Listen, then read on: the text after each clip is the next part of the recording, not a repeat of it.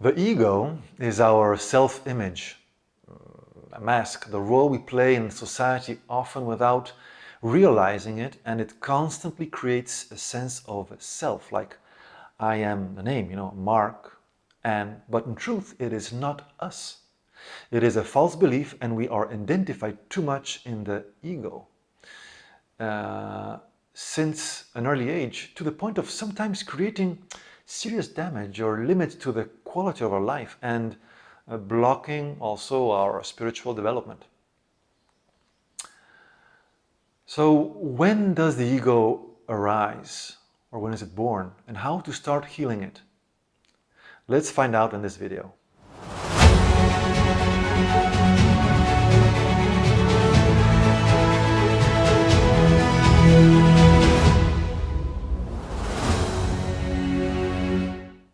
There's probably no specific moment in which it is born, although its seed could be probably planted at the moment of birth because it symbolizes the first moment of separation in the physical reality. There's a small body separated from the body of the mother, from the world. But then to get to use the word I, like I'm hungry, I'm sad, I want this, I want that, where the false self is defined through language, we go through a process of recognition of needs and feelings to which words and meanings are gradually attributed, learning them from our surroundings. And at a certain point, we ask ourselves, who am I, or what am I? I personally don't remember that question, but there is a high probability this happened. And language cannot give us an answer to this question, as it's too limited and static. Language itself is a language of duality, which feeds separation, because in order to speak, now think about it, we have to first define concepts, objects, feelings, etc. That means separate them, define them one by one, to be able to then express them in a sentence.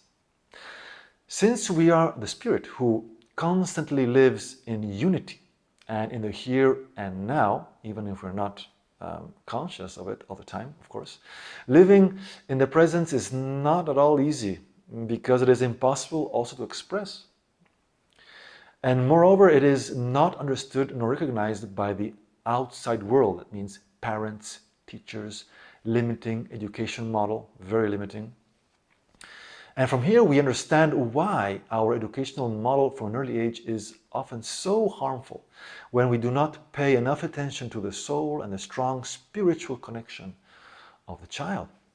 So, on one hand, the ego is a natural inner tool necessary to express ourselves and to relate to others in the dual world, in the physical reality. On the other hand, it becomes dysfunctional due to inherent inability to express the spirit, and above all, for the various traumas experienced, which sometimes accumulate over time, and which creates various compensations in behavior to avoid suffering. I believe that the day parents and teachers learn to love and let themselves be loved, healing their inner wounds, then future generations will be able to develop a healthy ego and allow for easier integration and expression of the qualities of the soul and the spirit. But we will achieve this probably gradually with the generations to come. Sadly, but that's the way it goes.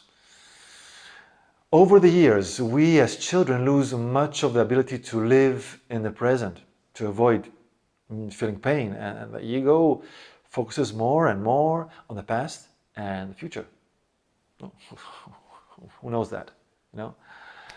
We all know that. And building behavioral also roles and fantasies disconnected from the deep truth to hide its own pain and to survive in a society built on pain, fear, and hatred.